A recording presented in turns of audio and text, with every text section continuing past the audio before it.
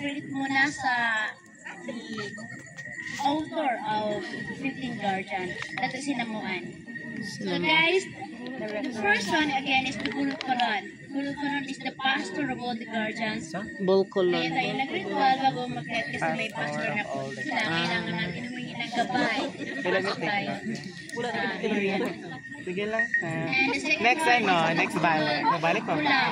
Bulol-pulaw is isa sa Bulol-pulaw. Dahil mga bulol. na meron dito and ang kanyang trabaho po ay he is the washer. Siya yung security guard po, the guardians kaya siya yung malaki. So, kapag meron tayong ginagawa na hindi maganda or intention papasok sa likuran, Pulaw, siya po yung unang titingin sa atin, baka hindi maganda yung attention natin papasok sa likuran. Kaya papasok na yung parang nanghihina ka na sa daan. So, the third one is the pulpet. Kapag meron nga po hindi maganda ang iyong attention talaga papasok sa likuran, pulol means mountain. Pulpet yung mali mo, ma'am. Pulpet. Bulol fet. Sorry. So, pet is lubid. Lubid. So, kapag na po parang na-feel mo na parang tinatali ka, nandyan na yan siya, tinatali ka na po. Pero hindi yung physical mo ba, your spiritual. Parang na-feel mo na parang hindi magaling nangyari sa parang Bulol-fet. sa daan. So, siya na may gawan. And the fourth one is the Mutu Kamaho. Mutu Kamaho is the Bulol-muto Kamaho. Bulol-bulal na akala sa atin ay pagkain tayo. Dahil nga po sa mata nila ay tayo ay mga baboy or pig. Kaya nangihingi siya palagi dahil gusto niya anak na yung bulol. Pero sinabi niya ng tatay na si Bulaw, the security guard, sabi niya, huwag ko muna. Mabuti natin sa taas, tingnan mo natin kung maganda ba talaga ang intention niya.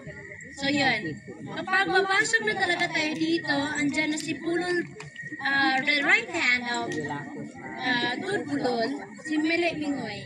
Mele Famous na guardian. Mele Mingoy. Kapag mayroon na siyang nakikita talaga na hindi magandang intention natin papasok sa likuran, kinatawag niya or he calls the attention about the guardians through Bulol Magus lagi. Magus lagi kung sa showtime, meron tayong Ryan Bang Bang Bang. Dito naman meron silang Bulol Magus lagi na nag-gong to call the attention of the other guardians para mag-meeting about kung ano ang gagawin sa iyo. So kapag nag-meeting na sila, so the meeting place of all the guardians is Nabanghagang. Nabanghagang kung saan kayo nagpa-picture kasi maganda ang view. Dito sa view deck ko makaad to. Sila nag-meeting kung anong gagawin sa iyo. Kung mahatulan ka ng kamatayan at hindi ka. So kapag hinatulan ka na, dalhin ka na sa Kotong Pusaw. Kotong means lutuan, pusa means aswang. Lutuan ng mga aswang. So, starter house doon sa Station 4 ng Sala Cafe. So, nandun lahat ng mga gods. Laika at aray ko po. Pero pag, this is all the story and this is all the belief. And this is all mythical. Dahil paniniwala namin yun holy. But we still believe sa existing na mga gods.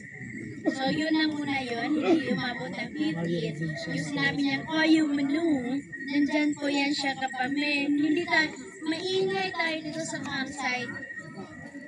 Nagano siya nag-signal sila na ayaw na sa maingay. Kaya nag-lightning lahat ng ulog na yan. Umiilaw ang ulog na yan pag masyado tayo maingay. Because this is a sacred place na dapat sana ay dito tayo dapat parang wala lang. Samahan natin yung tahimik na lugar. Yes. Dito tayo para mag yay, yay, yay, yay, yay, yay, yay. Alam niyo din yan? Akala ko kami lang. Sorry talaga. So yan. Kaya naniniwala Dito. kami nandyan pa Unahan rin ko sila din. at ayaw Ako nila na sa rest. maingay na kagaya na Makog na ka-relax good. So yun, magsasaya po muna. Ang sayahang kuan, sayang ninyo. Dalawa kayo ni ate. Serenity and the peacefulness. Ang host naman daw, mamaya na si host, baka ma-shock kayo, mag-tumbling ako eh.